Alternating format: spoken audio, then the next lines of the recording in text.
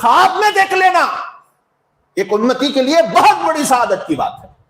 تو ان اشخاص اور اس جماعت کا کیا عالم ہوگا جنہوں نے اپنی سر کی آنکھوں سے حالت بیداری میں جاگتے ہوئے ایمان کے ساتھ، عشق کے ساتھ، محبت کے ساتھ، دن اور رات 100,000 عشق کے ساتھ حضور پاک صلی اللہ علیہ وسلم کے جمال اور کمال کو دیکھ رہے ہو۔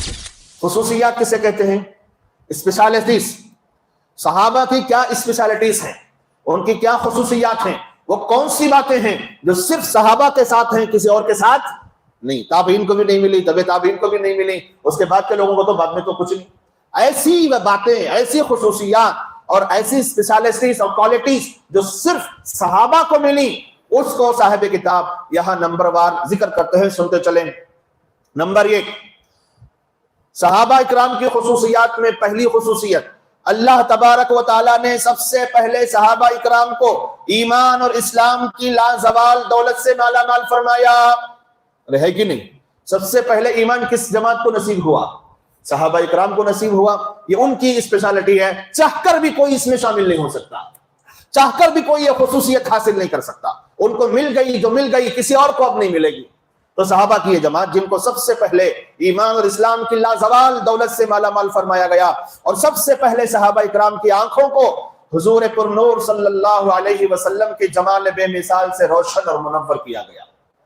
صحابہ کی وہ مقدس جماعت ہے جن کی سب کی آنکھوں نے حضور پر نور صلی اللہ علیہ وسلم کے جمال بے مثال کو دیکھا۔ اب اس جماعت کی آنکھوں کے علاوہ دنیا میں کوئی ایسی آنکھ نہیں ہے جو صحابہ کی طرح ایمان کی حالت میں جمال بے مثال کا دیدار کیا ہو۔ تمام مسلمانوں کا عقیدہ یہ ہے، حضور پر نور صلی اللہ علیہ وسلم کی خواب میں زیارت 100,000 سعادت کا موجب ہے۔ ہمارا عقیدہ کیا ہے بھائی؟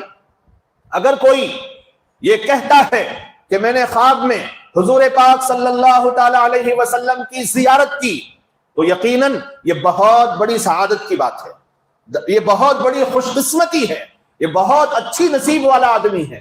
لیکن یاد رکھو، مسلمانوں کا عقیدہ تو یہ ہے کہ حضور پر نور صلی اللہ علیہ وسلم کی خواب میں زیارت 100,000 سعادت کا موجب ہے۔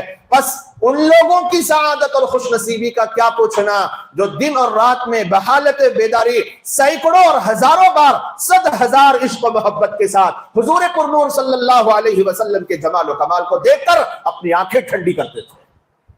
خواب میں دیکھ لینا ایک امتی کے لیے بہت بڑی سعادت کی بات ہے۔ تو ان اشخاص اور اس جماعت کا کیا عالم ہوگا جنہوں نے اپنی سر کی آنکھوں سے حالت بیداری میں جاگتے ہوئے ایمان کے ساتھ، عشق کے ساتھ، محبت کے ساتھ، دن اور رات 100,000 عشق کے ساتھ حضور پاک صلی اللہ علیہ وسلم کے جمال اور کمال کو دیکھ رہے ہو، ان کا کیا مقام و مرتبہ ہوگا۔